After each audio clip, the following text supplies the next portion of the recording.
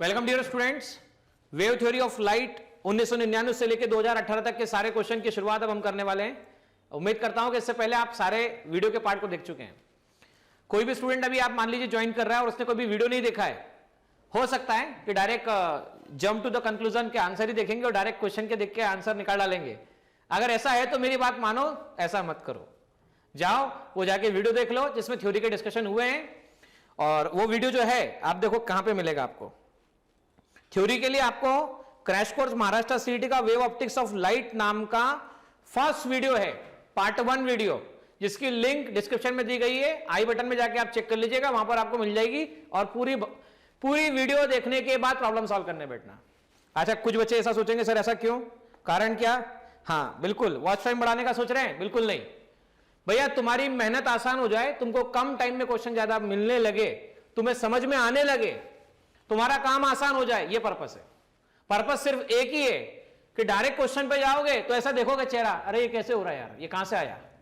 पर अगर मान लो वीडियो के थ्रू जाने के बाद क्वेश्चन सॉल्व करोगे ना, तो एज क्लिक होगा कि यार ये बात तो सर ने डिस्कस कर रखी है। और वन शॉट होने का पर्पस ही यही है। 1-1.25 घंटा, सिर्फ 1 घंटा 15 मिनट, 1 घंटा 20 मिनट, ज्यादा से ज्यादा 1.5 घंटा, और wave theory of part light first का पार्ट 1 कंप्लीट सारे क्वेश्चन के साथ में। तो चलो शुरू करते हैं। पहला क्वेश्चन क्या कहता है आपसे? पहला क्वेश्चन कहता है, महाराष्ट्र सीटी 1999 में आया प्यारा सा क्वेश्चन। देखो कितना खूबसूरत क्वेश्चन है, एक लाइन पे बेस्ड क्वेश्चन है। और ये क्वेश्चन देखो कहने को 12th वाले पार्ट से, लेकिन ये 12th वाले पार्ट से नहीं है, ये 11th वाले पार्ट से। महाराष्ट्र सीटी की 11 की टेक्स्ट बुक में से जो नए जीआर का इंस्ट्रक्शन आया 80-20 पैटर्न, 80% 12वीं से, 20% 11वीं से, तो ये 11th वाला पोर्शन है। क्या बोला गया? A ray of light is incident on the surface of separation of the medium with the velocity of light at an angle of 45 degree and it is refracted into the medium at an angle of 30 degree. What will be velocity in that particular medium? तो medium, पहले medium से travel करते हुए light आ रही है, second medium में जा रही है। भाई पहले से आ रही है, सेकंड में जा रही है। पहले में कुछ स्पीड है, सेकंड में कुछ स्पीड है।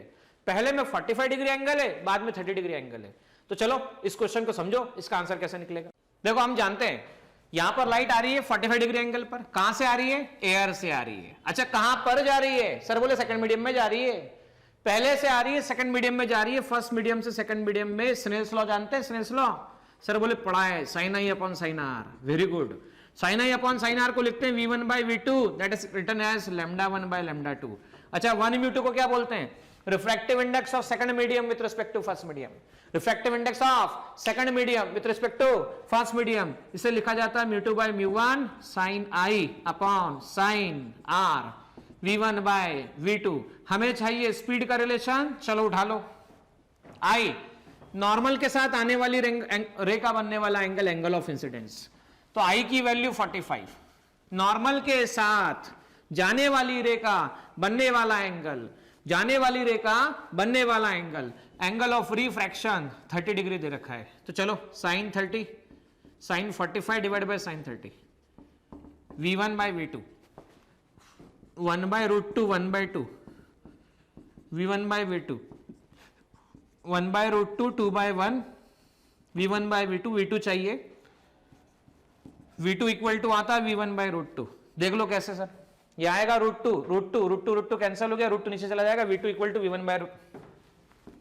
v1 कितना है? तो 3 × 10⁸ √2, सो v2 आ गया 3 × √2 डिवाइड बाय 2 इंटू 10⁸, 1.5 इंटू 1.414 10⁸। अच्छा, 1.41 तक भी लिया तो चलता है, 1.5, और आपने इसको 1.4 तक भी लिया तो भी चलेगा, नियरली वैल्यू आपको मिल ही जाएगी। तो ये आंसर आता है आपके पास में 2.10 इंटू 10⁸ मीटर पर सेकंड। तो चेक करो ये आंसर कहां पर गिवन है, 2.810, दैट इज बी ऑप्शन आपका आंसर करेक्ट है। तो B option will be correct answer. देखिए क्वेश्चन में क्या कहा गया है, यहां क्वेश्चन में कहा गया refractive index of the water and glass with respect to air is 1.3 and 1.5 respectively. What will be the refractive index of glass with respect to water? Glass का रिफ्रैक्टिव इंडेक्स वाटर के respect में कितना होगा? बड़ा simple है, types of refractive index पर based है। चलें बोर्ड पर और सीखें इस बार। देखिए स्टूडेंट, महाराष्ट्र सीटी 1918 का क्वेश्चन जो बोला गया है, ये रिफ्रैक्टिव इंडेक्स पर बेस्ड कंसेप्ट है। तो पहले समझिए रिफ्रैक्टिव इंडेक्स क्या होता है। तो रिफ्रैक्टिव इंडेक्स का सीधा मतलब होता है कि refractive index is the ratio of the speed of light in air, speed of light in air to the speed of light in water, या speed of light in medium कह सकते हैं। एग्जाम्पल के फॉर्म में मान लीजिए light पहले medium first medium से, जिसमें रिफ्रैक्टिव इंडेक्स फर्स्ट मीडियम से निकली और सेकंड मीडियम में गई, तो भाई जैसे एयर है आपके पास में, तो एयर में लाइट की स्पीड 3 × 10⁸ मीटर पर सेकंड होती है। समझना ध्यान से, एयर में स्पीड कितनी होती है? 3 × 10⁸ मीटर पर सेकंड। अब मान लो ग्लास में गई, तो आप जानते हैं ग्लास में स्पीड कितनी होती है? तो ग्लास में स्पीड होती है 2 × 10⁸ मीटर पर सेकंड। अब मुझे बताओ, ये स्पीड 3 से 2 हुई तो डिक्रीज हुई या इंक्रीज हुई? चेक करो, 3 से 2 हुई, डिक्रीज हुई या इंक्रीज हुई? आप बोलेंगे सर डिक्रीज हुई। कितने टाइम्स डिक्रीज हुई? तो 3 × 10⁸ से x टाइम्स डिक्रीज हो गई 2 × 10⁸, तो x की वैल्यू आ गई 3/2, और इसी को कहते हैं रिफ्रैक्टिव इंडेक्स। इसी को क्या कहते हैं? Refractive index. तो रिफ्रैक्टिव इंडेक्स क्या हुआ? सर बोले पैरामीटर हुआ। क्या करने का? कंपैरिजन करने का। किसको? स्पीड को। किसमें? दो मीडियम के अंदर। तो चलो समझते हैं अब हम। मान लो लाइट फर्स्ट मीडियम से ट्रेवल कर रही है, फर्स्ट मीडियम में रिफ्रैक्टिव इंडेक्स μ1 कह देता हूं, सेकंड मीडियम में v2 कह देता हूं। पहले में स्पीड v1 कह देता हूं, सेकंड में स्पीड v2 कह देता हूं। तो भाई फर्स्ट मीडियम से जब लाइट जाती है सेकंड मीडियम में, तो हम इसे डिफाइन करते हैं v1/v2। इसे लिखते हैं refractive index, refractive index of second medium, of which medium? Second medium, with respect to what? First medium. हम क्या कह रहे हैं वापस सुन लेना, refractive index of which medium? Second medium, with respect to what? First medium. तो पहले से आई दूसरी में गई, लिखने का तरीका μ2/μ1 होता है, v1/v2 होता है। समझे? ठीक है, अब समझना स्टूडेंट। अगर पहला मीडियम एयर हो और दूसरा कोई अदर हो, जैसे ग्लास है, तो μ1 हो जाएगा 1 और μ2 हम लिख लेते हैं μ। तो भाई इसलिए ऐसे लिखा जाएगा μ2/1 = v1/v2। सो μ2 आ गया आपके पास v1/v2। आप समझना बच्चों, इसने कहा है refractive index of glass with respect to water, with respect to water. अब हमें एयर से ग्लास में गया, तो पहला मीडियम एयर से, दूसरा कौन सा? पानी, वाटर। पहला मीडियम कौन सा? एयर से, दूसरा मीडियम कौन सा? ग्लास। तो आपको क्या दे रखा है? एयर से वाटर वाला, एयर से ग्लास वाला। आपको क्या निकालना है? Refractive index of glass with respect to water. इसको देखो क्या है, refractive index of second medium with respect to first medium. तो विथ रिस्पेक्ट टू जो आ रहा है, देखो refractive index of second medium with respect to first medium. अच्छा, विथ रिस्पेक्ट टू के बाद क्या आ रहा है? सर बोले फर्स्ट आ रहा है। तो जो विथ रिस्पेक्ट टू के बाद आता है वो पहले लिखा जाता है। समझ लो, जो विथ रिस्पेक्ट टू के बाद आता है वो पहले लिखा जाता है। तो विथ रिस्पेक्ट टू के बाद कौन है? वाटर है। तो वाटर से ग्लास में, 1 से 2 में क्या लिखा था? μ2/μ1। तो इसे क्या लिख पाओगे? μg/μw। अच्छा, μg कितना है? चेक करो, व्हाट इज μg? सर बोले μg है एयर से ग्लास के अंदर 1.5। बिल्कुल सही बात। सर ये कितना है? 1.3। तो हमारा आंसर आ चुका है। अब g/μw निकालते तो μw/μg लिखते। तो μw क्या है? तो w दैट इज 1.3 और ये क्या है? 1.5। अच्छा, इसमें एक बात और नोटिस करना, 1 μ2 लिखा मैंने μ2/μ1। अच्छा, मैं ऐसा लिख सकता था 2 μ1 इक्वल टू कितना? सर बोले μ1/μ2। तो 1 μ2 into 2 μ1 that is μ2/μ1, μ1/μ2 cancellation, answer कितना आया? 1। 1 μ2 equal to 2 μ1, answer equal to 1। This will be the final answer. देखिए स्टूडेंट, यहां पर 2000 में आया हुआ क्वेश्चन है, the nature of light wave is similar to. तो लाइट वेव का नेचर किसके सिमिलर होता है आपको बताना है। देखो, लाइट रे मतलब न्यूट्रल, अनचार्ज्ड, पर अल्फा पार्टिकल मतलब positive charge, cathode ray negative charge, cosmic रे चार्ज पार्टिकल। लेकिन गामा रे की बात करो ना, केवल गामा रे की, तो गामा रे न्यूट्रल होता है। गामा रे क्या होता है? न्यूट्रल होता है। तो यहां पर गामा रे न्यूट्रल होगा। फिर भी मैं चाहूंगा एक बार आप स्क्रीन पे आइए, मैं इन सारी बातों को एक बार आपसे शेयर कर देता हूं, कौन कौन से पार्टिकल कैसे होते हैं, ताकि आपको कोई कंफ्यूजन ना। देखिए स्टूडेंट, डिफरेंट टाइप्स के पार्टिकल और वेव्स ये समझ लीजिए। पहला वेव गामा रे, दूसरा एक्सरे, तीसरा अल्ट्रावायलेट, फिर VIBGYOR वेबग्योर, फिर वेबग्योर के बाद इंफ्रारेड, इंफ्रारेड के बाद माइक्रोवेव, माइक्रोवेव के बाद में क्या? तो रेडियो वेव। मैं इसको ऐसा याद कराता हूं, गामा दैट मीन्स मामा, मामा का हुआ एक्स मतलब एक्सीडेंट, मामा का क्या हुआ एक्सीडेंट। अच्छा किसके मामा का एक्सीडेंट हुआ, युवराज सिंह। अच्छा अब एक्सीडेंट होता है तो क्या निकलता है, ब्लड ही निकलता है ना, तो ब्लड कैसा होता है, red, red red infrared, UV UV ultraviolet, violet के बाद violet VIBGYOR, indigo, blue, green, yellow, orange, red, red red infrared, infrared समझना ध्यान से। माइक्रोवेव, रेडियो वेव, ये सारी वेव्स होती है।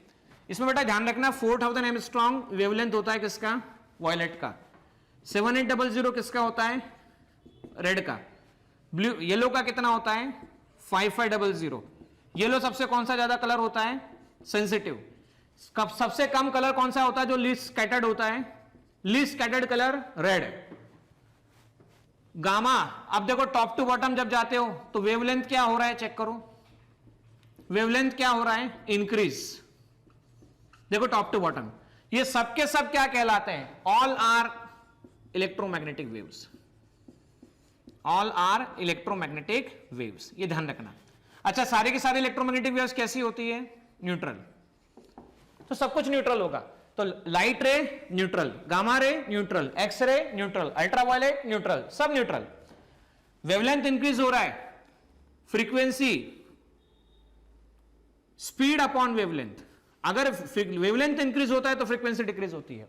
आपसे पूछे कि सबसे लार्जेस्ट फ्रीक्वेंसी किसकी है, तो बोलना गामा रेस की। सबसे लार्जेस्ट फ्रीक्वेंसी किसकी है, तो गामा रेस की।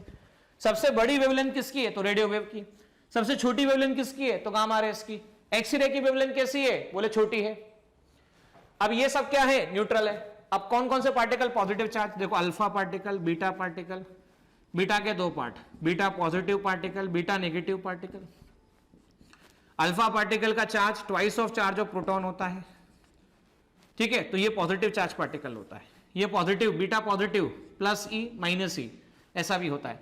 कॉस्मिक रेस, कॉस्मिक रेस भी चार्ज पार्टिकल होती है। कैथोड रेस, कैथोड रेस भी चार्ज पार्टिकल होती है। एनोड रेस, एनोड रेस भी चार्ज पार्टिकल होती है, ठीक है ना। तो कैथोड रेस मतलब इलेक्ट्रॉन, सिंपली इलेक्ट्रॉन। तो इस तरह से आप इजीली डिफरेंशिएट कर पाओगे आगे आने वाले कोई भी क्वेश्चन को। देखिए बच्चों, महाराष्ट्र सिटी 2000 में आया हुआ एक question, if the critical angle for total internal reflection from a medium to vacuum is 30 degree, the velocity in that particular medium will be given by. बड़ा ही खूबसूरत और बड़ा ही आसान प्रश्न, चलें बोर्ड पर और सीखें इस बात को कैसे किया जाए। देखिए 2000 महाराष्ट्र सिटी 2000 में आया हुआ क्वेश्चन, भाई लाइट ट्रेवल कर रही है मीडियम से वैक्यूम में, मीडियम से वैक्यूम में मतलब डेंसर से रेरर में।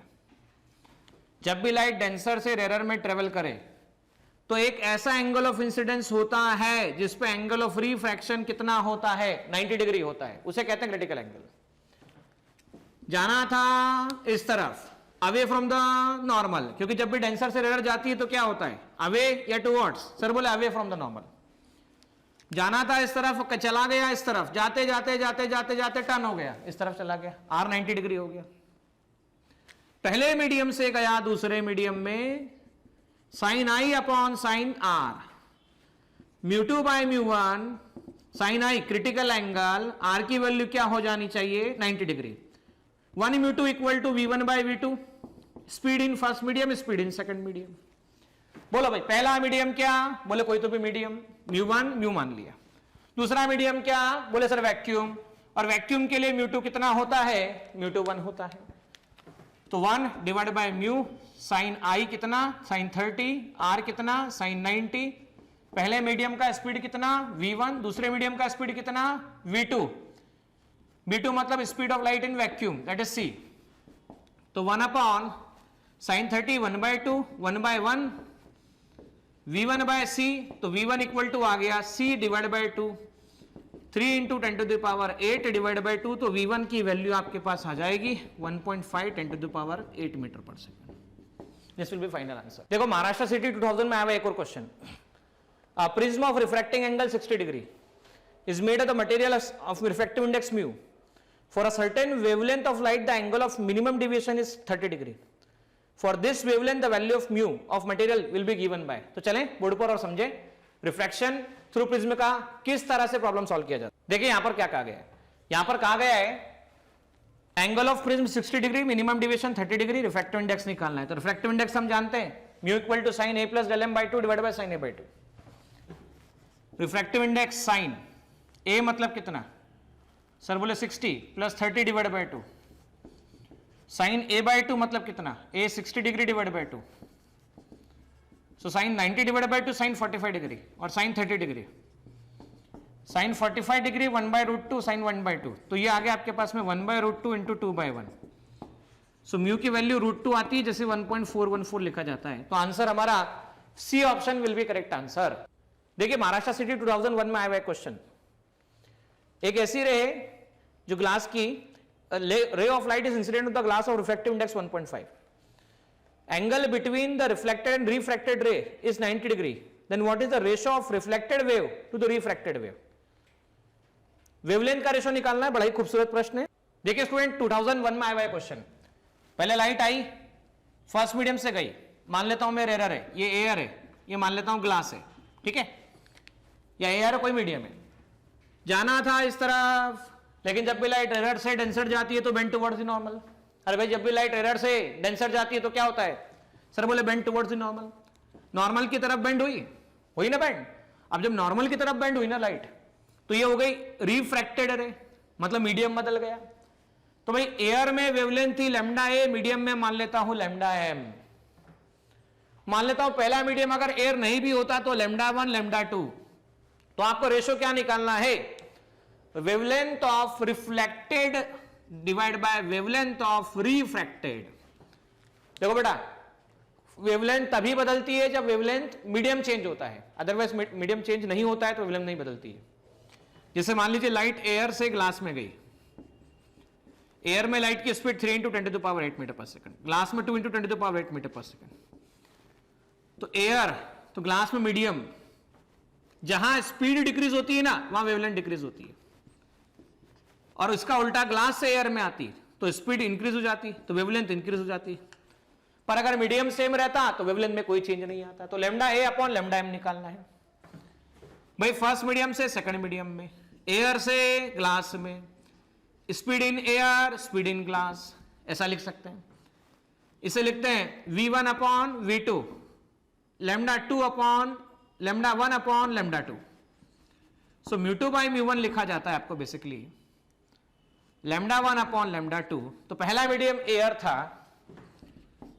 था, दूसरा मीडियम क्या है आपके पास में, तो दूसरा मीडियम आपके पास में दे रखा है मीडियम लैम्डा एम। अब यहां पर क्या भी दिया है, ग्लास का रिफ्रैक्टिव इंडेक्स 1.5 दे रखा है आपको, पहला एयर है तो ग्लास मतलब सेकंड मीडियम का रिफ्रैक्टिव इंडेक्स 1.5, फर्स्ट मीडियम का रिफ्रैक्टिव इंडेक्स 1, लैम्डा एयर और लैम्डा मीडियम। अब समझना, टकरा के लौटी उसी मीडियम में, टकरा के लौटी उसी मीडियम में, आई थी एयर से चली गई एयर में, तो ये आ गया रिफ्लेक्टेड वेव, मतलब लैम्डा ए निकालना है। चली गई, रिफ्रैक्टेड मतलब सेकंड मीडियम में, सेकंड मीडियम में गई मतलब क्या, लैम्डा एम निकालना है, यही रेशो हमको निकालना है। तो lambda air upon lambda medium को लिख सकते हो lambda reflected refracted, that is equal to 1.5:1। तो आंसर हमारे पास में 1.5 ही आएगा। देखिए 2002 में आया हुआ क्वेश्चन, एक लाइट है जिसकी फ्रीक्वेंसी है 4 × 10⁻14 हर्ट्ज, स्पीड ऑफ लाइट है, ग्लास में रिफ्रैक्टिव इंडेक्स 1.5 में एंटर करती है, वेवलेंथ में चेंज निकालना है आपको कि वेवलेंथ में कितना चेंज आएगा। So what will be the change in wavelength. तो चलें समझे इस बात को कि क्या फर्क पड़ता है जब लाइट एक मीडियम से दूसरे मीडियम में जाती है।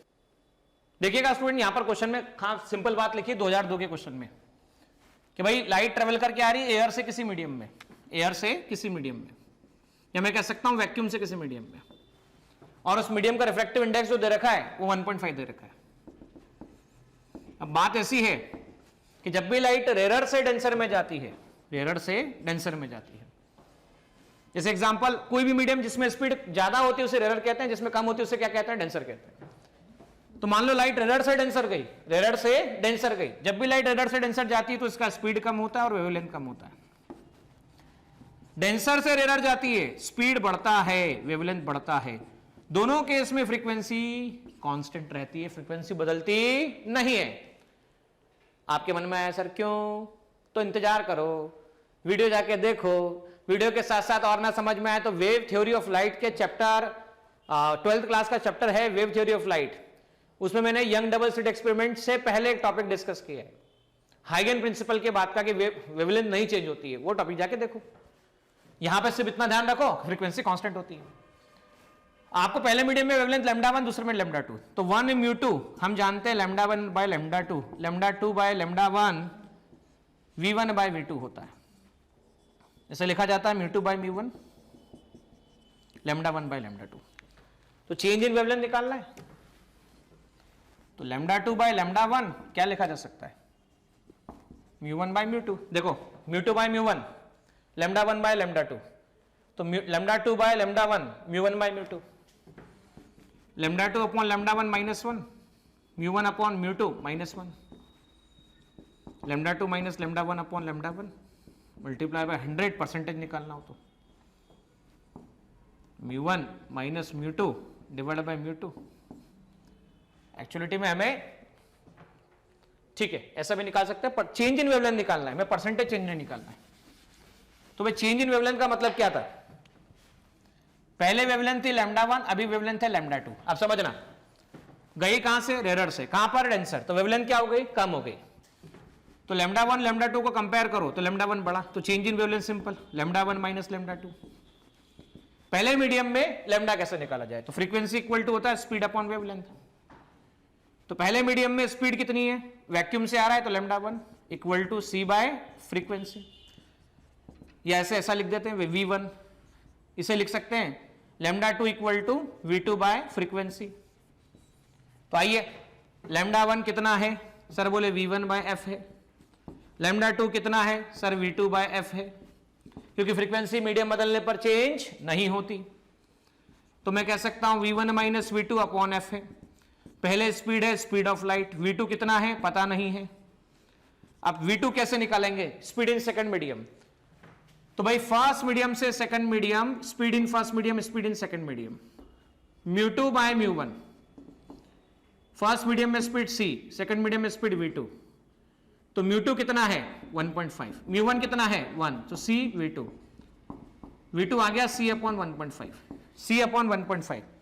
तो देखो क्या लिखा हुआ है आपने, 1 अपॉन f तो कॉमन निकल गया, c माइनस c अपॉन 1.5, तो c upon f 1.5 minus 1 divide by 1.5, तो आप इसे सीधा लिख पाएंगे f अपॉन c कितना है 3 into 10 to the power 8, frequency कितनी है 4 into 10 to the power 14 hertz, ठीक है।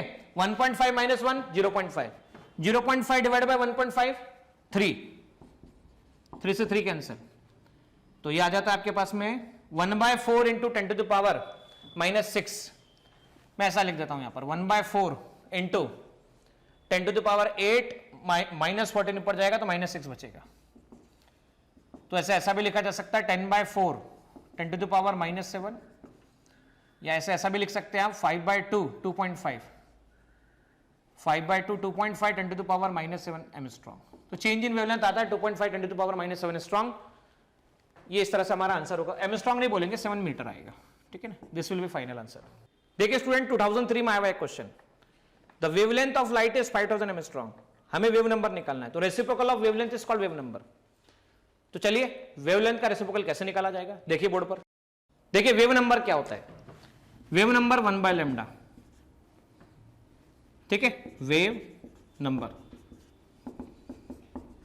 1 2 3 angstrom 10 to the power minus 10 minus 7 plus 7 divide by 5 6 2 into 10 to the power 6 पर metre. This will be final answer. देखिए student 2003 में आया हुआ क्वेश्चन, न्यूटन कॉर्पस्कुलर थ्योरी के हिसाब से स्पीड ऑफ लाइट के बारे में क्या कंक्लूजन निकाला जाता है। देखिए न्यूटन महोदय आज जो हम जानते हैं उसका उल्टा बोलते थे। हम क्या जानते हैं पहले बता देता हूं। हम जानते हैं कि एयर में स्पीड होता है 3 into 10 to the power 8 metre पर सेकंड, और ग्लास में होता है 2 into 10 to the power 8 metre पर सेकंड, बराबर। ये हम जानते हैं, मतलब हम ये जानते हैं कि रेयर में स्पीड फास्ट होता है, डेंसर में स्लो होता है। रेयर में स्पीड फास्ट होता है, डेंसर में स्लो होता है, ये हम जानते हैं बराबर। लेकिन न्यूटन इसका उल्टा बोलते थे। न्यूटन महोदय कहते थे कि रेयर में स्पीड स्लो होता है और डेंसर में फास्ट होता है। तो देखो पहला option, velocity of light in denser medium is less than the velocity of light in rare medium, तो हम जानते हैं। Velocity of light in denser medium is greater than the velocity of light in rare medium, ये बात बिल्कुल सही बात है जो न्यूटन महोदय हम जो जानते हैं उससे ऑपोजिट बोलते। देखिए महाराष्ट्र सिटी 2000 में आया हुआ question, when light passes through the glass of refractive index 1.5, what is time required for the light to travel 4 × 10⁸ metre in the glass. मतलब जब लाइट ट्रेवल करती है ना तो इतना ट्रेवल करने में कितना टाइम लगेगा आपको बताना है। तो हम जानते हैं speed equal to distance upon time, उससे निकाला जा सकता है। चलें बोर्ड पर और सीक्वेंस। स्टूडेंट यहां पर 2000 में आया हुआ क्वेश्चन, लाइट पहले एयर से ट्रेवल करते हुए ग्लास में जा रही है। एयर में लाइट की स्पीड 3 × 10⁸ मीटर पर सेकंड होती है, ठीक है। Thickness of glass slab 4 × 10⁸ metre, time निकालना है। तो speed in glass, thickness in glass and time in glass. तो time thickness divide by speed in glass. Thickness कितना है 4 × 10⁸, और स्पीड ऑफ ग्लास कितना है वो निकाल लेते हैं। अब कैसे निकालेंगे, speed of light in glass निकालना है, समझना है इस बात को, है ना। तो लाइट ट्रेवल कर रहा है एयर से ग्लास में, तो speed in air divide by speed in glass. Refractive index of glass with respect to air, speed in air speed in glass, ये 1.5, ये है 1, एयर में 3 × 10⁸, स्पीड इन ग्लास। ग्लास में स्पीड आ गया 2 × 10⁸ मीटर पर सेकंड।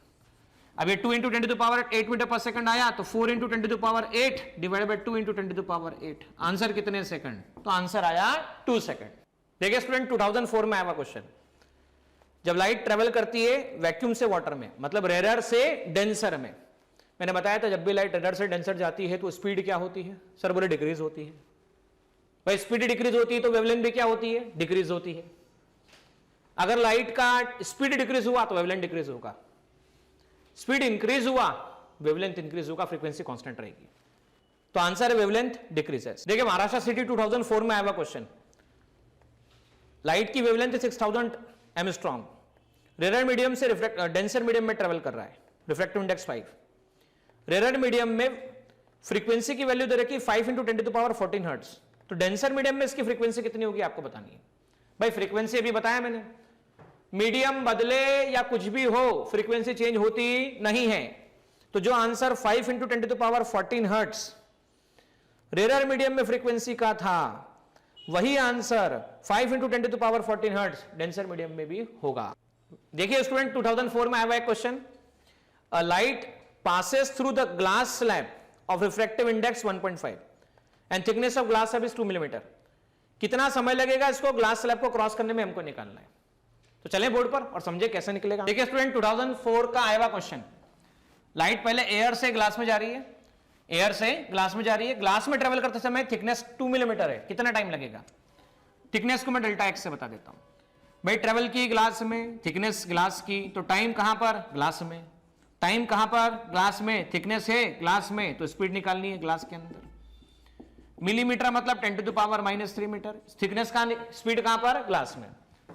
चला कहां से, एयर से, कहां पर, ग्लास के अंदर। स्पीड कहां पर, एयर में, कहां पर, ग्लास में। क्योंकि हम जानते हैं 1μ2 इक्वल टू होता है v1/v2, जिससे लिखा जाता है μ2/μ1।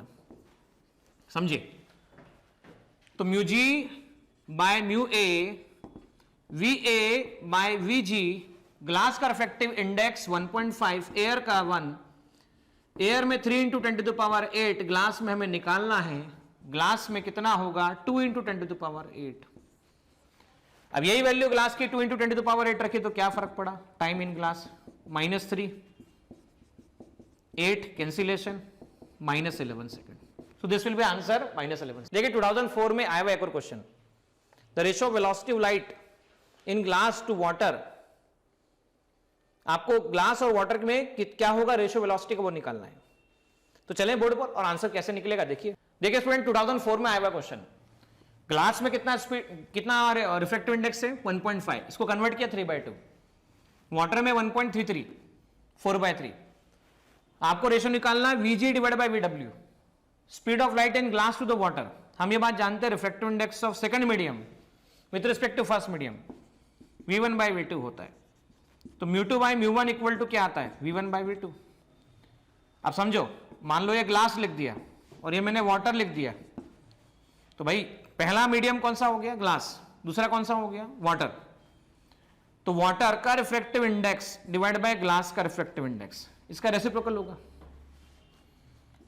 Vg divide by Vw, μw divide by μg। μw कितना है चेक करो, 4/3। μg कितना है 3/2। 4/3 इंटू 2/3 8/9 0.8 0.8:1। तो ये आंसर आता है आपके पास में। तो ये आंसर हमारे पास 0.8867:1 answer C option correct option. देखिए स्टूडेंट यहां पर क्या कहा गया है, 2004 में एक बार फिर से एक बेहतरीन क्वेश्चन, 2004 में तो क्वेश्चन की भरमार थी, 2004 change in wavelength of the light of frequency this one when it passes from air to glass. Air से ग्लास में जब जाएगा तो वेवलेंथ में कितना चेंज आएगा हमको निकालना है। देखो एयर से ग्लास, रेयर से डेंसर, स्पीड डिक्रीज होती है, स्पीड डिक्रीज होती है, वेवलेंथ में डिक्रीज होती है। तो चलें सीखे बोर्ड पर कैसे किया जाएगा। देखिए यहां पर 2004 एमएससीटी में आया हुआ क्वेश्चन, शुरुआत में लाइट ट्रेवल कर रहा है एयर से ग्लास। भाई जहां पे एयर से ग्लास मतलब रेयर और ये डेंसर। जब भी लाइट रेयर से डेंसर मीडियम ट्रेवल करती है, जब भी लाइट रेयर से डेंसर मीडियम ट्रेवल करती है तो इसका वेवलेंथ डिक्रीज हो जाता है, λ1 बड़ा होगा। चेंज इन वेवलेंथ निकालना, λ1 minus λ2।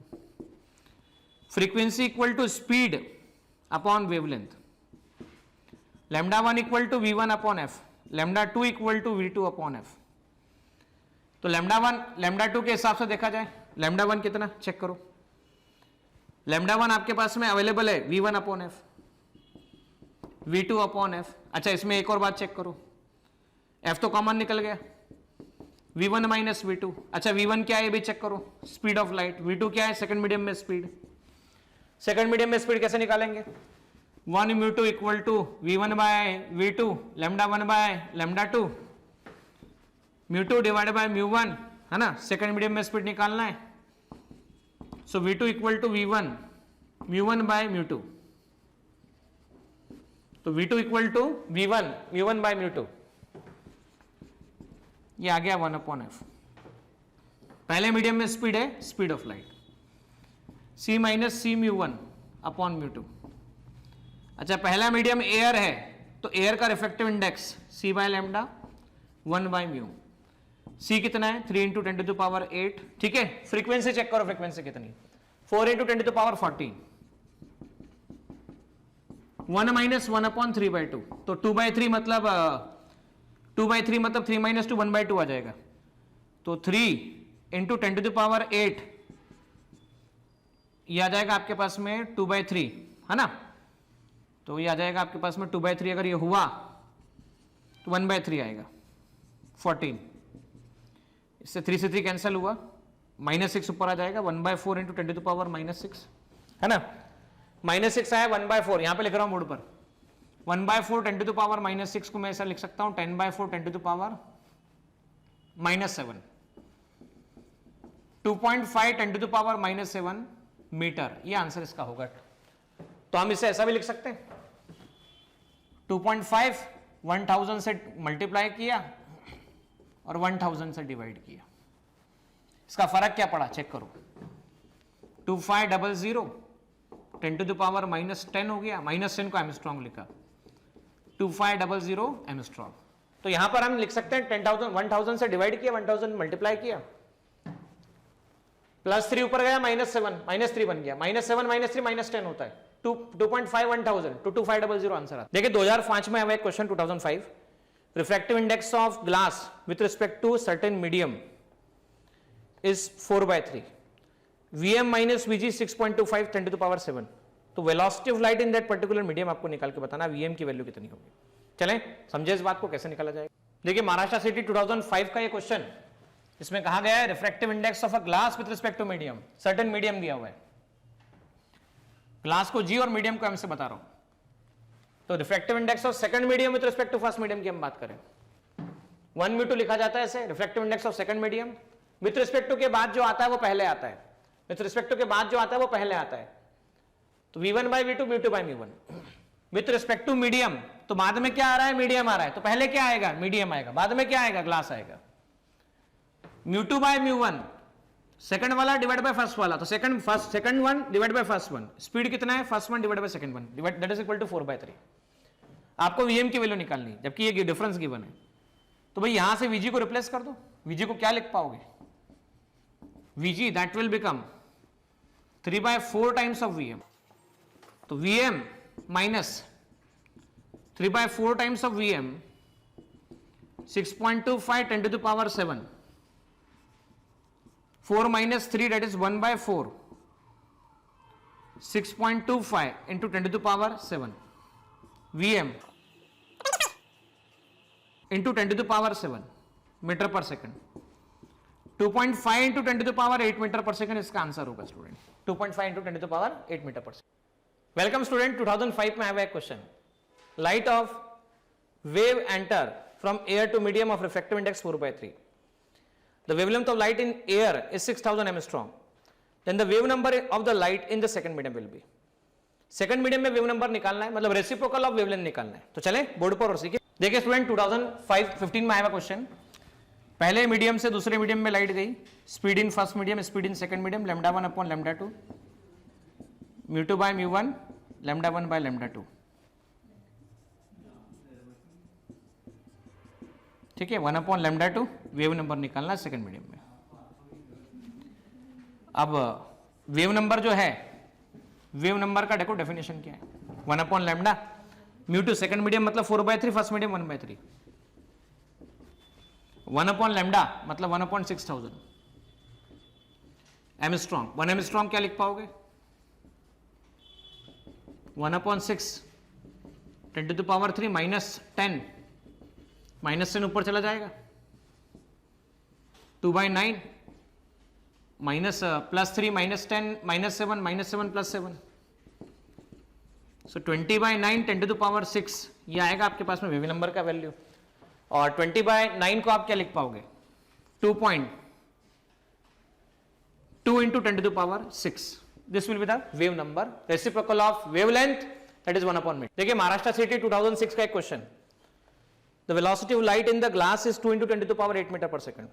If the refractive index of glass with respect to water is 9/8, velocity in the water will be given by। वापस से केवल रिफ्रैक्टिव इंडेक्स पर बेस्ड क्वेश्चन पूछ। देखिए स्टूडेंट, यहां पर क्वेश्चन 2006 में आया हुआ question, refractive index of glass given with respect to water. मैंने कई बार कहा विथ रिस्पेक्ट टू के बाद जो आता है वो पहले लिखा जाता है। Refractive index of second medium with respect to first medium, second medium का निकालना है फर्स्ट मीडियम के रेस्पेक्ट में, तो 1 mu 2 v1 by v2 λ1 by λ2। हमको सेकंड मीडियम में क्या स्पीड होगी निकाल के बताना है, फर्स्ट मीडियम की स्पीड पता है, ग्लास की स्पीड पता है। तो भाई हमें गिवन है w म्यू g, मतलब vg डिवाइड बाय vw, ऐसा लिख सकते हैं। तो mu g divide by mu w equal to कितना आ गया, vg डिवाइड बाय vw। हमें ग्लास में स्पीड पता है, वाटर में निकालना है,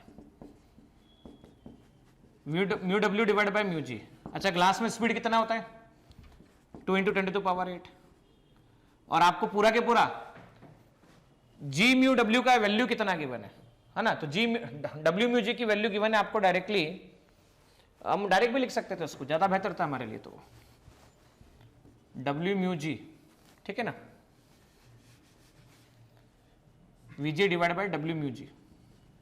vg कितना है, 2 into 10 to the power 8, और w म्यू जी कितना है, तो w म्यू जी आपके पास है 9/8, 8 into 2 into 10 to the power 8 divide bye 9, ठीक है ना, 16 divide by 9 into 10 to the power 8, 1.7 10 to the power 8 metre पर सेकंड। तो ये आंसर होगा आपके पास 1.7 10 to the power 8 मीटर पर सेकंड। 2006 में आया एक और question, wave theory of light does not explain. तो देखो मैं पहले बता चुका हूं, पहले भी डिस्कशन किया है वीडियो के अंदर, wave theory of light interference explain करती है, रिफ्रैक्शन एक्सप्लेन करती है, डिफ्रैक्शन भी एक्सप्लेन करती है, लेकिन फोटो इलेक्ट्रिक इफेक्ट एक्सप्लेन नहीं करती। Now next question, photoelectric effect कौन एक्सप्लेन करता है, Planck quantum theory, Planck quantum theory. देखिए 2007 में आया क्वेश्चन एक, light enters from air to the medium of refractive index 1.5, percentage change in the wavelength, percentage change in the wavelength.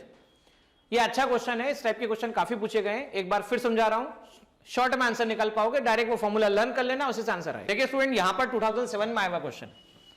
भाई पहले उस मीडियम से जा रही है जो एयर है, ग्लास में जा रही है या किसी अदर मीडियम में जा रही है, तो ये हो गया रेयर, ये हो गया डेंसर. अब आप और हम जानते हैं जब भी लाइट रेयर से डेंसर जाती है तो स्पीड भी डिक्रीज होता है और वेवलेंथ भी डिक्रीज होता है. तो लैम्डा 1 और लैम्डा 2 कंपेयर करो, डिक्रीमेंट आया तो लैम्डा 2 कम होगा, डेल्टा लैम्डा आएगा फिर लैम्डा 1 माइनस लैम्डा 2. और परसेंटेज चेंज निकालना है तो change in wavelength divide by original wavelength, पहले वाली वेवलेंथ, ये हमें निकालना पड़ेगा. और परसेंटेज के लिए 100 से मल्टीप्लाई करना पड़ेगा. ये आ गया lambda 1 upon lambda 1 minus lambda 2 upon lambda 1. ठीक है, मल्टीप्लाई बाय 100 लिखा जा सकता है, तो इसे लिख सकते हैं 1 minus lambda 2 by lambda 1 multiply by 100. मतलब हमें लैम्डा 2 अपॉन लैम्डा 1 निकालना है. नाउ गया फर्स्ट मीडियम से सेकंड मीडियम में, v1 by v2 lambda 1 by lambda 2, तो mu 2 by mu 1 lambda 1 by lambda 2. अब चाहिए मुझे lambda 2 by lambda 1. Lambda 2 by lambda 1 कितना आएगा, तो म्यू 1 बाय म्यू 2 आएगा. अब देखो percentage change in wavelength, delta lambda upon lambda into 100 equal to कितना आया, 1 minus mu 2 by mu 1 multiply by 100. अच्छा, एक बात और सीखने को मिली कि परसेंटेज चेंज ऑफ वेवलेंथ इस बात पे डिपेंड ही नहीं करता कि वेवलेंथ क्या है, वो तो केवल रिफ्रैक्टिव इंडेक्स पे डिपेंड करता है. सर मतलब वॉयलेट हो, इंडिगो हो, ब्लू हो, ग्रीन हो, येलो हो, ऑरेंज हो या रेड हो, 4000 वाली वेवलेंथ लो या 7800 वाली वेवलेंथ लो, उसको पास करो, इन सबको पास करो एयर से ग्लास में, सबको पास करो सेम मीडियम में. पहला मीडियम 1, दूसरा मीडियम 1.5, 1.5 3/2, 1 माइनस म्यू 2 मतलब 3/2, 1 माइनस म्यू 2 नहीं बोलेंगे ऐसे, म्यू 1 बाय म्यू 2 होगा, mu 1 by mu 2, 1 divide by 3/2 multiply by 100. तो ये आ गया 1 माइनस 2/3 मल्टीप्लाई बाय 100. ये आ गया 100 by 3, answer 33.33%. So answer will be 33.33. Welcome students. 2007 में आया क्वेश्चन. The time taken by light to travel 5 centimeter of the glass is the same that is the x centimeter of the air. Then the refractive index of glass is 1.5. Then x is कितना x होगा आपके पास में बताना है आपको. कुल मिला के ये कह रहा, कहानी में सार ये है कि 5 सेंटीमीटर ग्लास में जब चलता है ना, 5 सेंटीमीटर ग्लास में जब चलता है, उसका जो टाइम है x सेंटीमीटर एयर में जो चलेगा उसके टाइम के इक्वल होगा. तो आपको x की वैल्यू बताना कि x की. देखिए स्टूडेंट, यहां पर क्या बोला गया है, 2007 का क्वेश्चन है.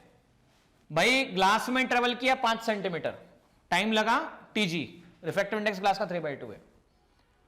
अब अगर इसी लाइट को एयर में पास होने दिया जाए सेम टाइम तक, तो बताओ कितना डिस्टेंस कवर करेगा. Speed in glass, distance covered in 5 centimetre, time in the glass.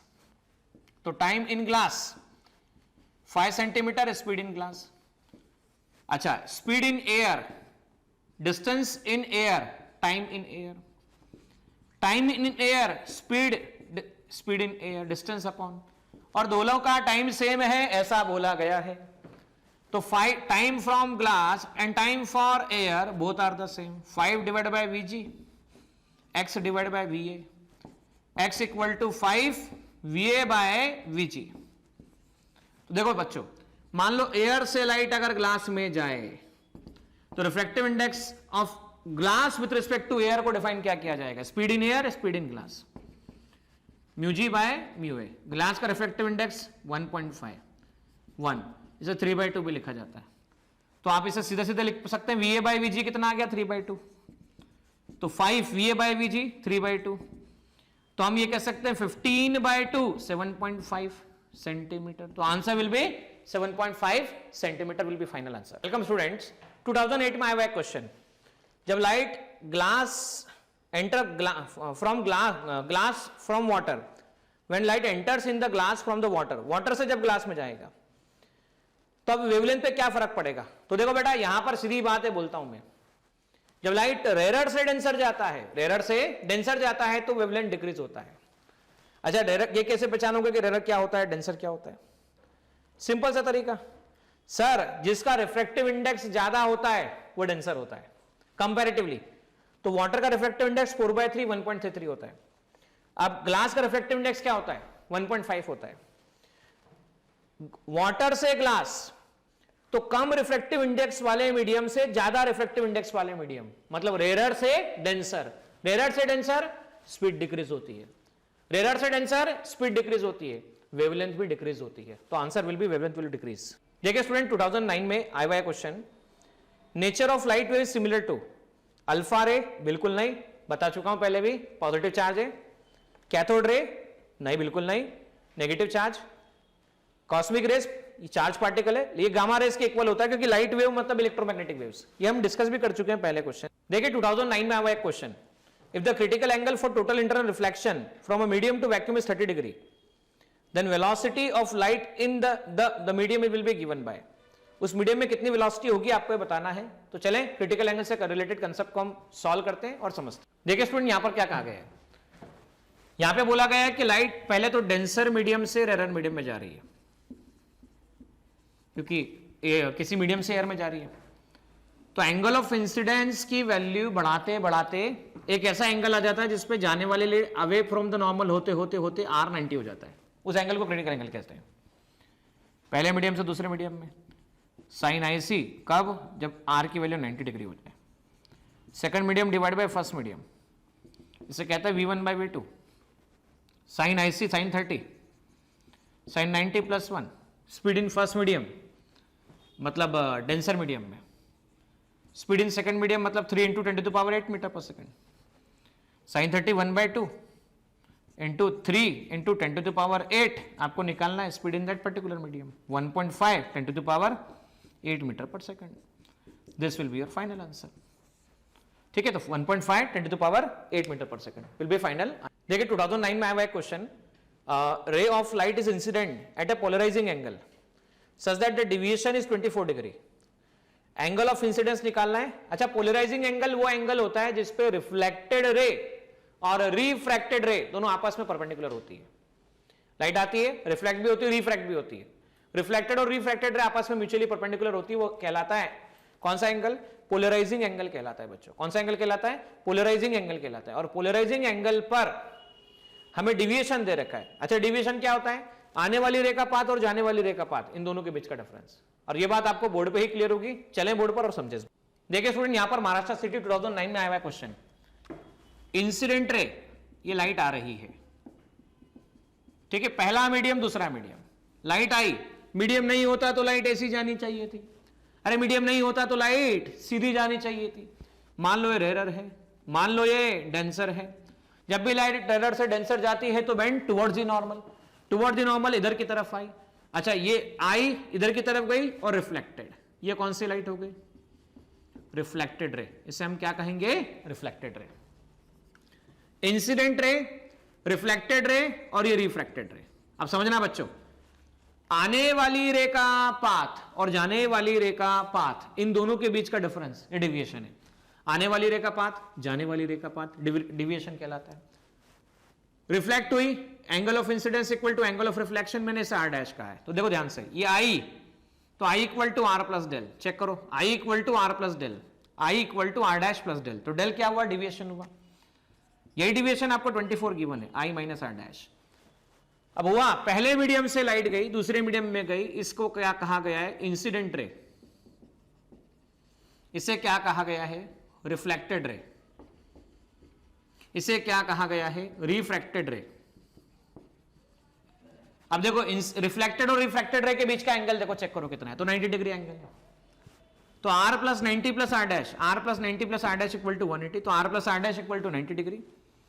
अब angle of incidence, laws of reflection क्या कहता है? Angle of incidence equal to angle of reflection.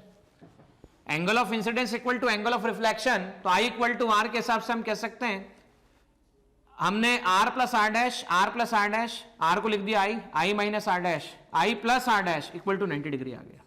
अब देखो, हमें चाहिए I, equation first, equation second. तो देखो i माइनस आर डैश,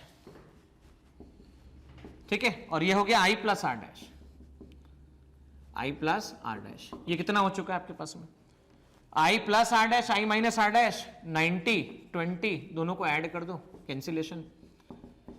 ये आ गया आपके पास में 1 1 0 है ना, 24 दे रखा है, नॉट 20, तो 114 आ चुका है। सो i 114 डिवाइड बाई 2 आपके पास में i कितना आता है? 57 डिग्री। ये आ चुका है आपके पास। देखिए स्टूडेंट, यहां पर 2010 में आया हुआ question, light travel from vacuum to water. Vacuum और वाटर में से स्पीड फास्ट वैक्यूम में होती है, वाटर में कम होती है। वैक्यूम से वाटर में जब लाइट ट्रेवल करती है तो इसकी वेवलेंथ पे क्या असर पड़ता है? तो देखो वैक्यूम से वाटर में ट्रेवल करते समय, मतलब रेयर से डेंसर जाते समय, जब भी लाइट रेयर से डेंसर जाती है तो स्पीड डिक्रीज होती है। स्पीड डिक्रीज होती है तो वेवलेंथ भी डिक्रीज होती है। स्पीड डिक्रीज होती है तो वेवलेंथ भी डिक्रीज होती है। तो ध्यान रखिएगा, वेवलेंथ डिक्रीजेस। देखिए स्टूडेंट, यहां पर 2010 में आया हुआ एक और क्वेश्चन। एक लाइट है, वेवलेंथ जिसका 6000 एंगस्ट्रॉम है, एक मीडियम से, रेयर मीडियम से डेंसर मीडियम में जाती है, जिसका रिफ्रैक्टिव इंडेक्स 1.5 है। फ्रीक्वेंसी रेयर मीडियम के अंदर जो है 5 × 10⁻14 हर्ट्ज है। तो आपको डेंसर मीडियम में फ्रीक्वेंसी कितनी होगी आपको बतानी है। देखो पहले भी कह चुका था, 2010 में आया क्वेश्चन फिर से है कि जब भी मीडियम बदलता है तो सब बदलता है, लेकिन फ्रीक्वेंसी बदलती नहीं है। और फ्रीक्वेंसी नहीं बदलती है, इसलिए आंसर बोलो क्या होगा? सर बोले आंसर सिंपली जैसा 5 × 10⁻14 था, अभी भी 5 × 10⁻14 ही होगा। This will be the final. देखिए स्टूडेंट, यहां पर 2011 में आया हुआ question, the angle of refraction is found to half of the angle of incidence. यहां पर रिफ्रैक्शन की value half of the incidence है, थोड़ी प्रिंटिंग मिस्टेक है, थोड़ा ध्यान रखना। आर की वैल्यू i/2 है ना, तब उस केस में आपको रिफ्रैक्टिव इंडेक्स ऑफ मीडियम बताना है किस तरह से आएगा। तो अगेन ये क्वेश्चन एक स्नेल्स लॉ पे बेस्ड क्वेश्चन है, कोई बड़ी बात नहीं है। और स्नेल्स लॉ कहता है 1μ2 = sin i / sin r। चले सीखे इस बात को। देखिए स्टूडेंट, यहां पर क्या कहा गया है? यहां पे कहा गया है आर की वैल्यू i/2 है। अब स्नेल्स लॉ क्या कहता है? अकॉर्डिंग टू स्नेल्स लॉ, ये नॉर्मल के साथ पहला मीडियम, दूसरा मीडियम, पहले स्पीड में v1, दूसरे में v2, इसमें λ1, इसमें λ2। अभी आ गया नॉर्मल के साथ आने वाली रेखा, बनने वाला एंगल, एंगल ऑफ इंसिडेंस। अब क्या हुआ? सेकंड मीडियम में जब भी लाइट रेयर से डेंसर मीडियम जाती है तो बेंड टुवर्ड द नॉर्मल होती है। तो ये जो r की वैल्यू है ना, ये i/2 है, जितना है उससे हाफ आ रही है। तो आपको बताना है, आपको क्या बताना है कि रिफ्रैक्टिव इंडेक्स की वैल्यू किस तरह से बताई जाएगी। तो चलो समझो, फर्स्ट मीडियम से second medium, sin i / sin r, सीधा लिख पाएंगे आप μ2/μ1 sin i / sin r। ठीक है, तो i की वैल्यू कैसे निकालोगे? i = 2r हो जाएगा, sin 2r that is equal to sin r। अच्छा मान लो पहले एयर से आ रही है, तब उस केस में चलो इसे μ2/μ1 ही लिख लेते हैं। अच्छा sin 2 थीटा अगर नहीं पता हो तो सुन लेना, sin 2 थीटा को लिखते हैं 2 sin थीटा cos थीटा। तो sin 2r that will become 2 sin r, 2 sin r cos r। ठीक है ना, तो ऐसा लिख पाएंगे। μ2/μ1 कितना हो जाएगा आपके पास में? ये हो जाएगा 2 sin r cos r upon sin r cancel, μ2/μ1 है ना। अब कहां से बोला गया तो थोड़ा चेक कर लीजिएगा। यहां पर ऐसा कुछ बताया नहीं गया, मतलब हम एयर से मान लेते हैं कि एयर से लाइट आ रही है, तो μ1 1, तो μ2 2 cos r। ठीक है, 2 cos r ऐसा लिखा जा सकता है, दिस कैन बी रिटन। अब हमें cos r की वैल्यू बतानी है, रिफ्रैक्टिव इंडेक्स ऑफ हमें मीडियम बताना है, रिफ्रैक्टिव इंडेक्स ऑफ मीडियम कितना होगा। अब यहां μ = 2 cos r, ये हमारे पास में रिफ्रैक्टिव इंडेक्स की वैल्यू निकल कर आती है। देखिए यहां पर μ = 2 cos r है आपके पास में, हमें i की वैल्यू बताना है। वहां पे थोड़ा सा स्क्रीन में दिक्कत क्या हुई, प्रिंटिंग मिस्टेक है, एडिटिंग के समय थोड़ा प्रिंटिंग मिस्टेक है, पीपीटी बनाते समय थोड़ी मिस्टेक हो गई थी, तो वहां पर i की वैल्यू बताना है आपको, एंगल ऑफ इंसिडेंस बताना है। तो आप क्या लिख पाओगे? μ/2 = cos r, तो r = लिख पाओगे cos इनवर्स μ/2। आपको i निकालना है। नाउ i = 2r आता है आपके पास में, तो 2 × r की वैल्यू कितनी आएगी? तो ये आएगी cos इनवर्स μ/2। तो ये हमारे पास में एंगल ऑफ इंसिडेंस की वैल्यू निकल कर आती है। ठीक है ना, तो ये फाइनल आंसर होगा आप लोग। स्टूडेंट यहां पर 2012 का एक क्वेश्चन आपके सामने, a light ray is travelling from air to medium, velocity c is the velocity of light in air and v is the velocity of light in medium, है ना। Reflected and refracted rays are perpendicular to each other, तब आपको angle of polarisation निकालना है। वैसे कहने को तो पोलराइजेशन चैप्टर में पढ़ाया जाता है, पोलराइजेशन में बताया जाता है, लेकिन मैं आपको ऐसे एज ए स्नेल्स लॉ के फॉर्म में डिस्कस कर रहा हूं। तो चलें बोर्ड पर समझो और सीखिए इस बात। देखिए यहां पर क्या कहा गया, यहां पर कहा गया पहला मीडियम है, दूसरा मीडियम है। पहला मीडियम एयर है, दूसरा मीडियम कोई भी मीडियम है। पहले मीडियम में स्पीड c है, दूसरे मीडियम में v है। इस रे को कहा गया इंसिडेंट रे, ठीक है। सेकंड मीडियम में लाइट चली गई, रिफ्रैक्ट हो गई, रिफ्रैक्शन का एंगल r डैश, रिफ्लेक्ट हुई, ये रिफ्लेक्टेड रे।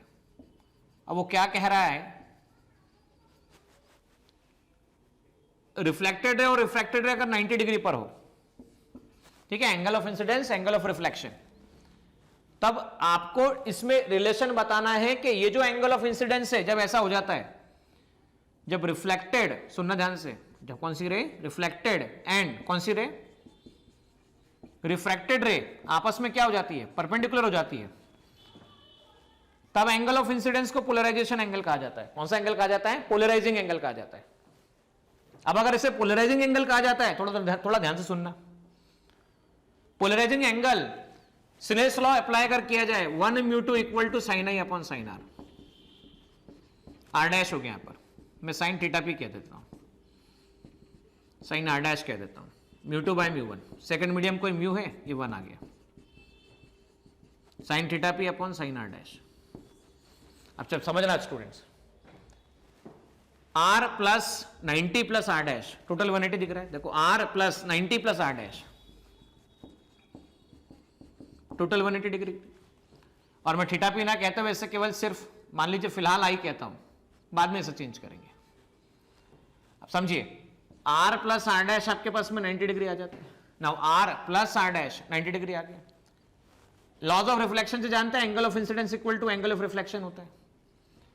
तो angle of incidence equal to angle of reflection, तो मतलब i प्लस आर डैश को क्या लिख सकते हैं, 90, तो r डैश को क्या लिख सकते हैं, तो सर 90 माइनस आई लिख सकते हैं। बहुत बढ़िया बात,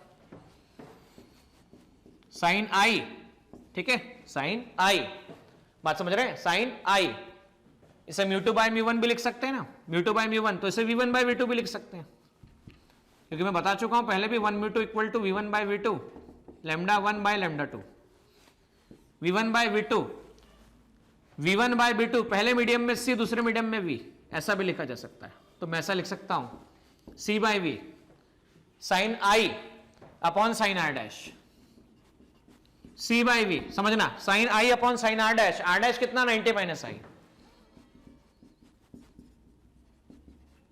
90 minus I, c by v, sine I upon cos I, tan I, tan I equal to c by v। और यही वो एंगल है जो पोलराइजेशन एंगल कहा जाता है, थीटा p। तो 1 अपॉन टेन थीटा p, ऐसा भी लिख सकते हैं v by c। Cot theta p क्या लिखा जा सकता है, v बाय c।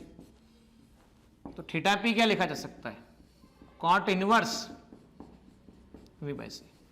तो theta p equal to cot inverse v by c, ये आंसर होगा आपके लिए फाइनल। ठीक है स्टूडेंट, 2014 में आया हुआ question, the equi convex lens has a focal length f if it is cut perpendicular to the principal axis passing through the optical center, then the focal length of each part will be double, just double होता है इसका answer.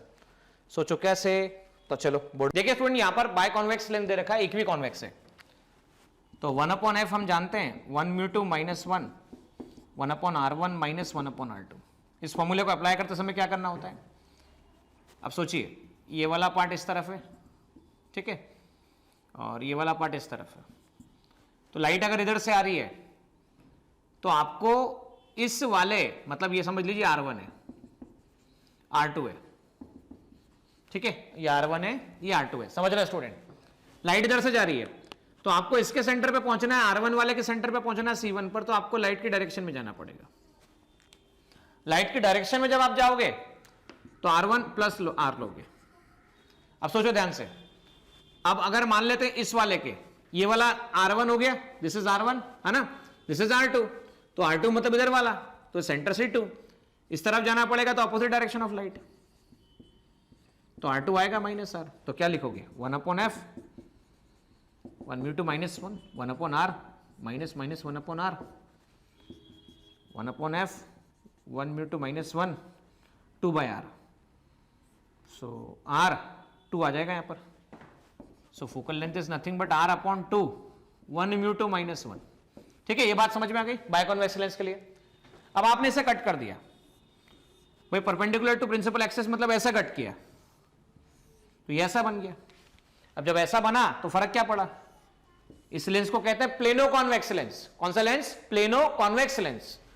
अब plano convex lens की खास बात,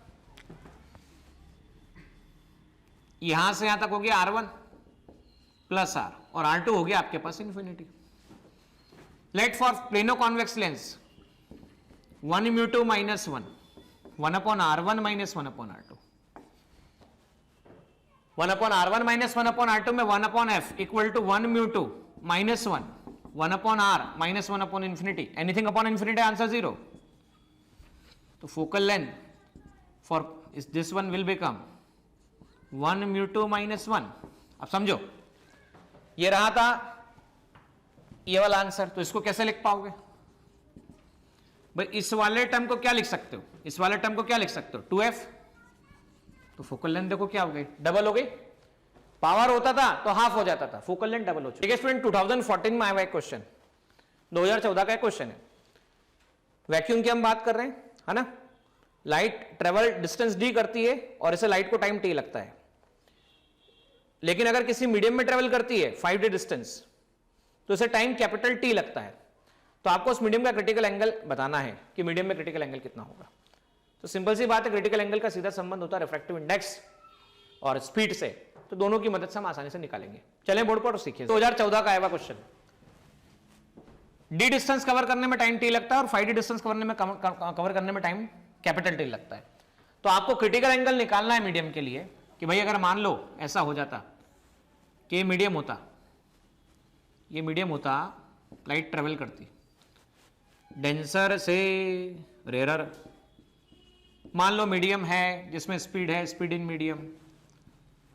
medium में मान लेता हूं v, speed in light v, इसका रिफ्रैक्टिव इंडेक्स μ1, इसका रिफ्रैक्टिव इंडेक्स v2, इसे v1 कह दिया, इसे v2 कह दिया। एंगल ऑफ इंसिडेंस, वो एंगल ऑफ इंसिडेंस जिस पर r की वैल्यू 90 डिग्री हो जाती है, क्रिटिकल एंगल कहते हैं। फर्स्ट मीडियम से second medium, sine IC sine 90, sine IC upon sine 90, v1 upon v2। v1 का मतलब यहां पे सीधा v है और यहां पे c है, तो v बाय c चेक करो क्या आएगा, v बाय c क्या आएगा, 5d upon t, d by t, d से d cancel, 5 by t, t by 1, 5t by capital T, ये आ गया v बाय c। आया v बाय c, लिख दो sine IC equal to v by c। v by c कितना है, 5 small t upon capital T, तो IC कितना आ गया, sine inverse 5 small t upon capital T। This will be the value of IC। This is final answer. देखिए यहां पर 2015 में आया हुआ question, a light is travelling from air into a medium. Air से किसी मीडियम में जा रही है, मतलब रेयर से डेंसर जा रही है। Velocity of light in a medium is reduced to 0.75 times to the velocity of light in air। reduced by अलग होता है, 2a मतलब exact value है, by होता मतलब difference आता। assume angle of incidence is very small, angle of deviation निकालना है आपको कि angle of deviation कितना होगा। चलिए समझते इस बात को कैसे निकलेगा। देखिए स्टूडेंट यहां पर 2014 का क्वेश्चन, 15 का क्वेश्चन, लाइट आई, रेयर से डेंसर गई, कई बार बता चुका हूं, जाना था इस रास्ते पे, चले गए इस रास्ते, क्योंकि रेयर से denser went toward the normal, rare से denser went toward the normal, toward the normal bend हुआ। ये आई, ये इस तरफ गया आर, आने वाली रे के पाथ और जाने वाली रे के पाथ, आने वाली रे के पाथ और जाने वाली रे के पाथ के बीच के एंगल को एंगल ऑफ डिविएशन कहा जाता है। I equal to R plus del, तो I equal to R plus del, del equal to I minus I. पहले मीडियम में स्पीड दे रखा है v, सेकंड मीडियम में 0.75 टाइम्स ऑफ v। 0.75 को 3/4 लिख पाओगे। अब स्नेल्स लॉ जानते हो ना क्या होता है, 1 mu two equal to sine I by sine R, v1 by v2। अगर एंगल छोटे बोले गए हो तो sine I nearly equal to I, sine R nearly equal to R, तो I by R equal to 4/3। हमें चाहिए डेल, वो भी आई के टर्म में, डेल चाहिए आई के टर्म में चाहिए, तो आई के टर्म में चाहिए, आर को एलिमिनेट कीजिए, तो आर की वैल्यू 3/4 आई लिखिए, 3/4 आई लिखा तो आंसर i/4 निकल कर आता है। स्टूडेंट 2016 का एक question, a ray of light is travelling from rare medium to denser medium, incident at a very small angle I. अच्छा, जब भी ये बोला जाता है स्मॉल एंगल आई, इसका मतलब क्या होता है? इसका मतलब होता है साइन आई को लिख सकते हैं आप आई, साइन आर को लिख सकते हैं आप are.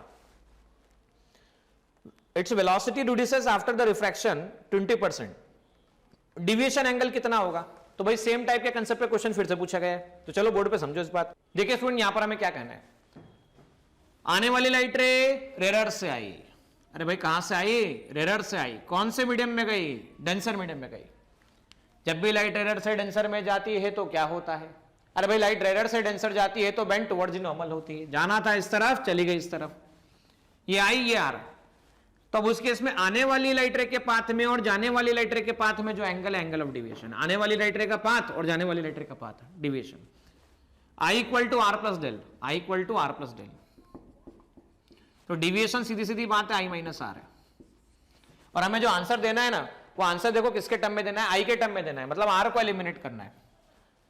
Snell's law 1 mu two by mu 1 sine I upon sine R, V1 by V2। Angle small बोले हैं, angle are small. If angle are small, angles are small, जब भी एंगल स्मॉल होते हैं तो हम कहते हैं sine I nearly equal to I, nearly equal to R. तो I by R equal to V1 by V2।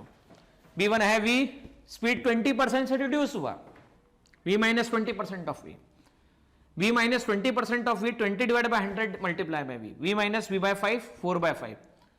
तो भाई V1 बाय V2 निकाल के देखो, V by 1 4 by 5 multiply by V, तो V1 बाय V2 आ गया आपके पास 5 बाय 4। ना 5 बाय 4 आया, R को एलिमिनेट करना है, 4i अपॉन 5 R। तो डिविएशन क्या आएगा?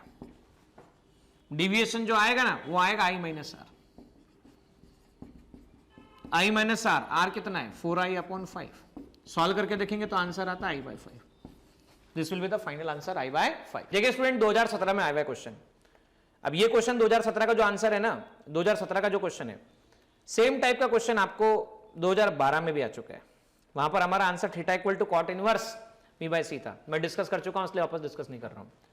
सीटी में क्वेश्चन रिपीट होते हैं, आंखें खोल के देखो, 2012 2017 रिपीट हुआ है, इससे पहले भी कई क्वेश्चन रिपीट हुए हैं, इसलिए प्रीवियस ईयर क्वेश्चन करने का इंपॉर्टेंस था, है और हमेशा रहेगा, क्योंकि कुछ क्वेश्चन तो पैटर्न है, रिपीट होते ही है।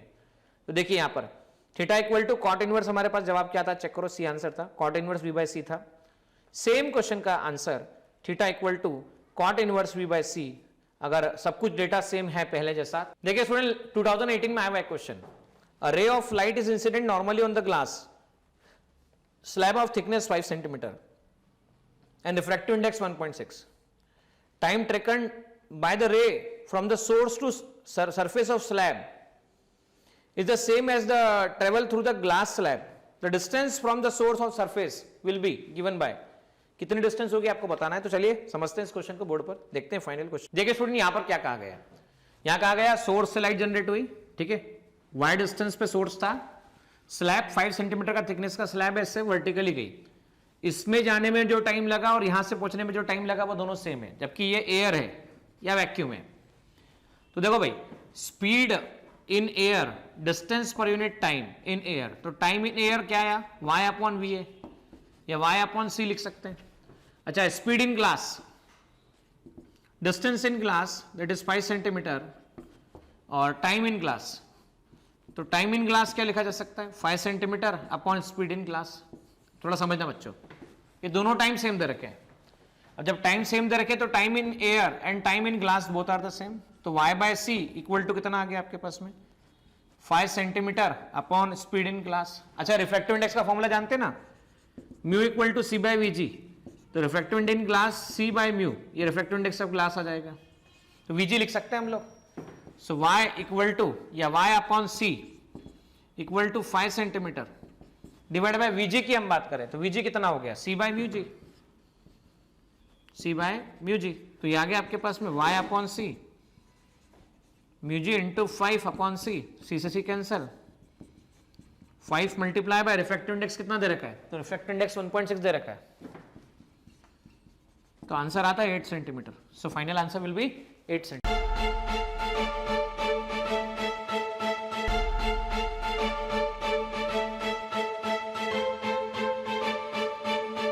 पुरोहित अकॅडमी, मेन ब्रांच, प्रभात चौक, MJ कॉलेज रोड, लोकमान्य हॉस्पिटलच्या बाजूला, जळगाव आणि पांडे क्लासेस जवळ, बंधन बँके शेजारी, ट्रॅफिक गार्डनच्या समोर, जळगाव।